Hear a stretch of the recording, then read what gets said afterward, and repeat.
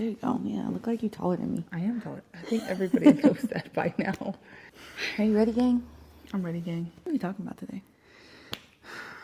I don't know. Okay. I just kind of show up with good energy. Action.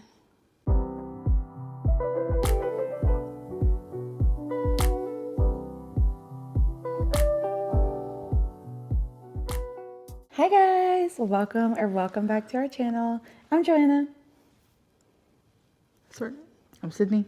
We're the cooks. We're back with another video, and today we wanted to talk about making baby cook, which we are in the process of doing. So today we wanted to talk about IVF. IVF, for those who don't know, stands for, do you know what it stands for? Intrometrium? What? Give me a hint. Give me a little hint. Come on. N is right. Okay, but like more. It's like a little something. N, and then there's a V. The I is just for in. Oh, so in vitro. There you fertilization. Go. Good job. In vitro fertilization. I have a college degree. Contrary to most thoughts, it is not just for us gays, queers, theys, and bays, okay? Lots of IVF occurs for straight or heterosexual couples as well. Hetero. Yes. We went through the process of doing IVF and we started there. So we didn't start with IUI.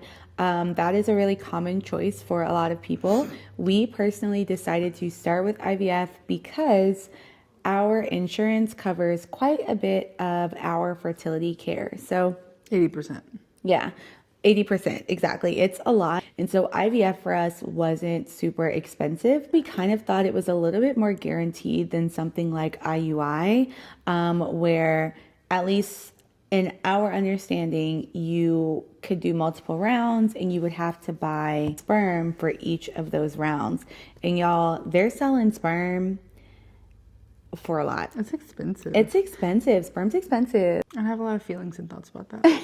Yeah, it's expensive. So we decided we would go IVF because depending on the amount of eggs you have and things like that, you could potentially only need like 1 to 2 vials. 2 specifically because we do plan to use both of our eggs so that we have biological children from both of us. I guess we never really talked about like what we want. We want to ideally have 2 children, 2 additional children. We already have a 1 child, so we want to have 2 to 3 additional children.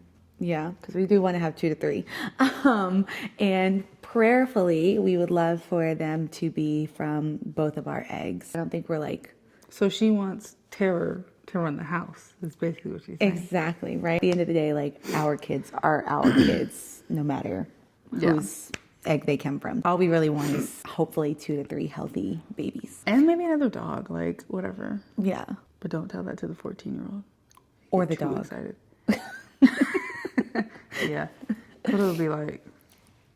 That is our plan. That's our hope, to 2 to 3 more little baby cooks to top off, round out our family. You basically have to buy a vial of sperm for every egg retrieval. So we've done 1 egg retrieval so far. So we've only purchased 1 vial of sperm.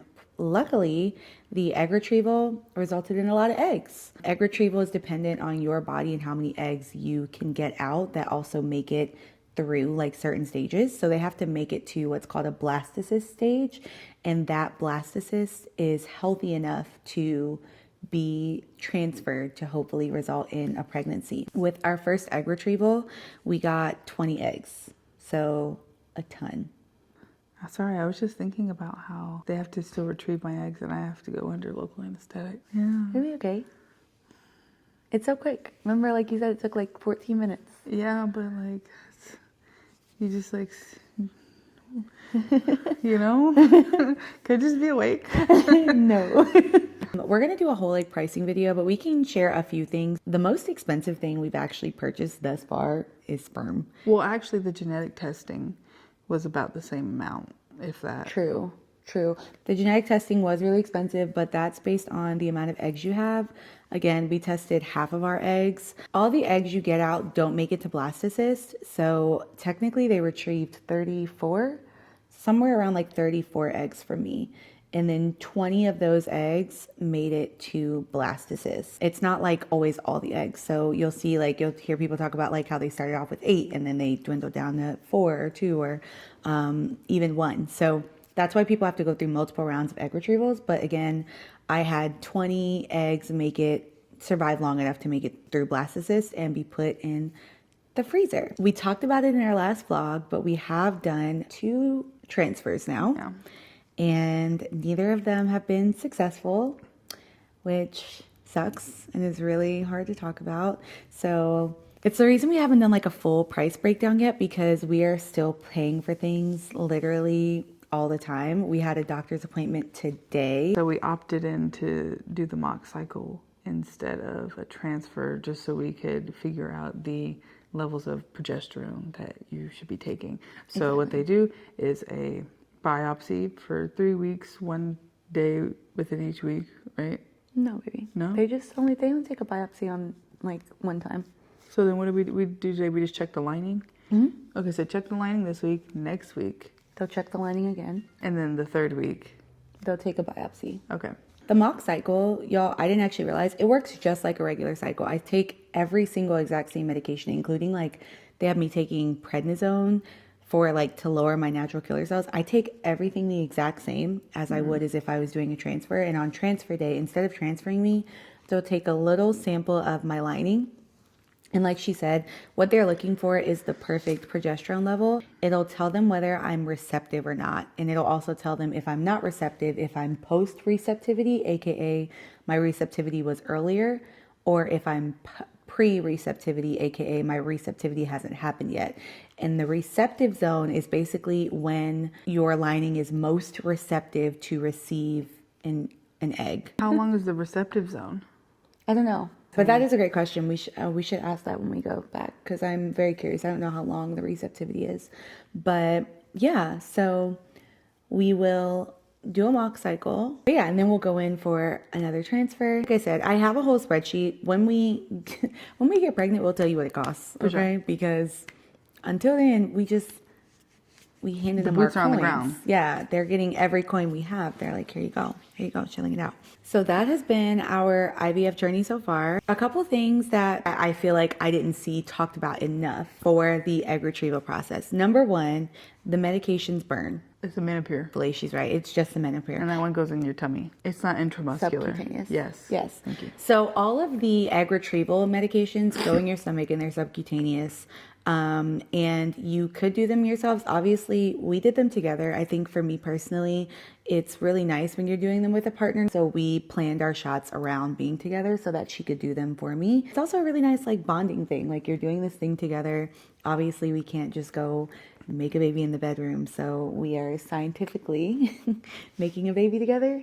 In our kitchen specifically, which is where we did our shots. If your partner can, or if you're doing it with someone, having them give you the shots is really, really nice. So first we numb the area with like a little ice pack, and then she has this little vibration thingy. It made it a lot more comfortable. Yeah, though. it seems to be working out really well. I'll add the items we purchased. There is actually this kit called Dandy that puts all of it together. We didn't personally purchase that. I'll link it though. We were going to purchase it, but we ended up finding a few like miscellaneous things on Amazon. But y'all, I ain't gonna hold you.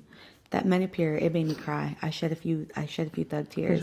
The medications, you're on them for about 2-ish to 3 weeks. The actual retrieval of the eggs goes really, really, really fast. The egg retrieval, I think, took maybe 15 to 20 minutes, or did. It took like 17 minutes, if I remember correctly. Well, you don't remember.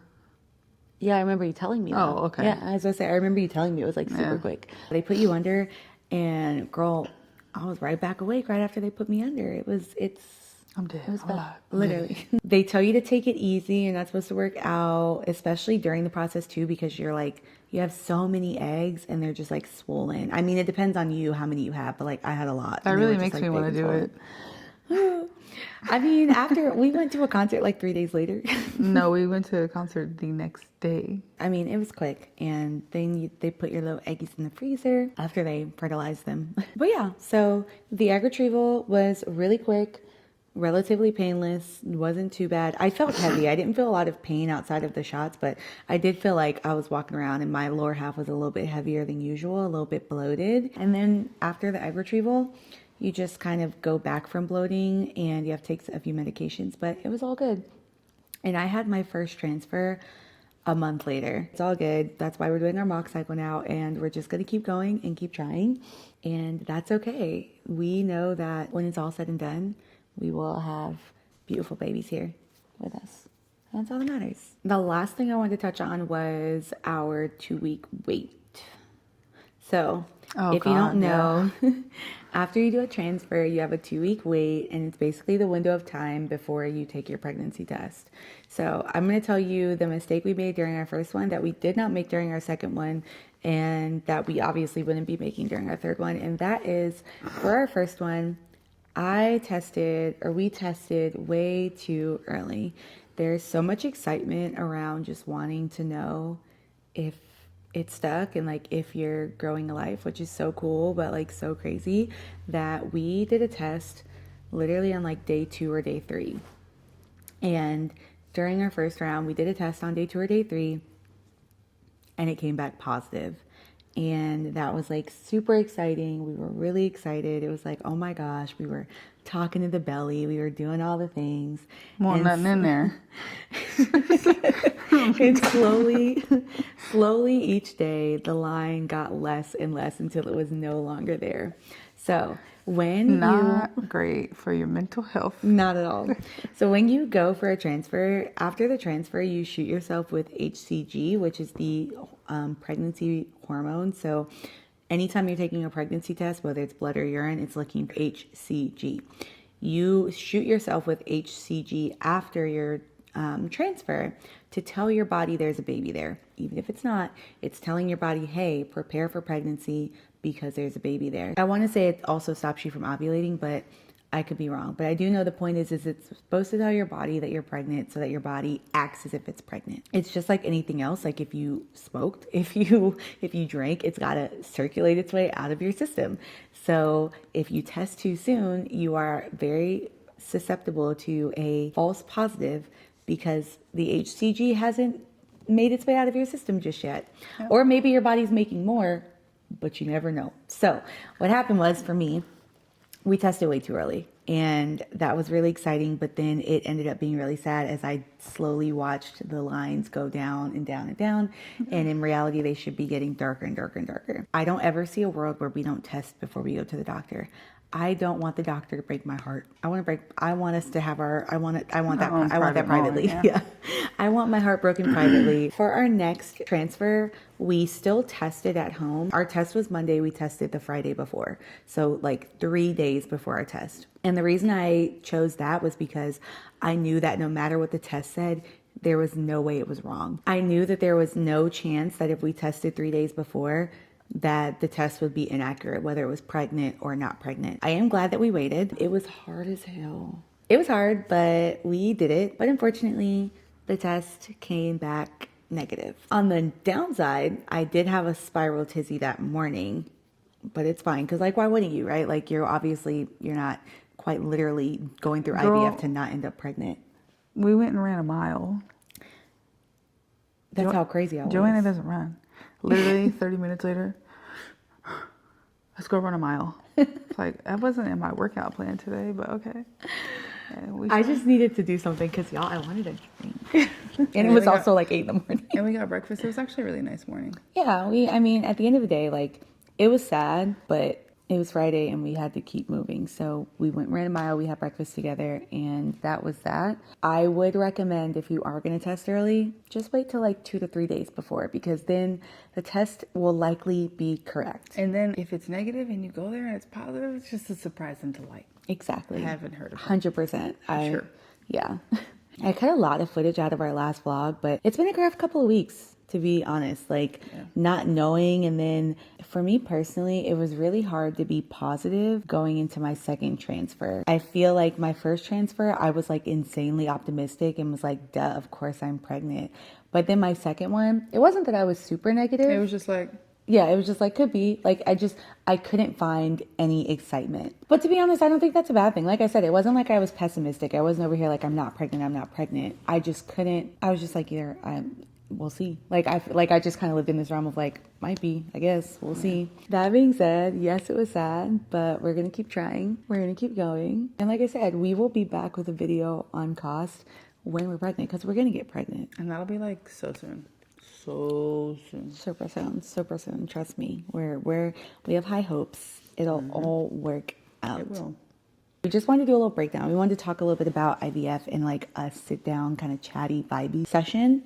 If you have any questions, we're happy to answer. We can answer anything that we know about, obviously. So any questions about IVF or just anything. Thank you guys for watching. We'll be back soon.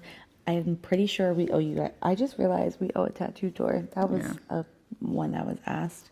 You got like way more than me. And this one is my favorite right now. Don't forget, like, comment, subscribe. Let us know down below what you want to see next. We really want to do one of those. Who knows who better, like, couples quiz things. And I think we're going to do that soon. Yeah. Because I'm really excited to do that one. Because I can't wait to whoop her in that. She ain't going to know nothing about me. Joanna has like a 6-lane highway in her head, right? And there's traffic all the time. My head is a carousel and it stops every 15 minutes for like 30 seconds.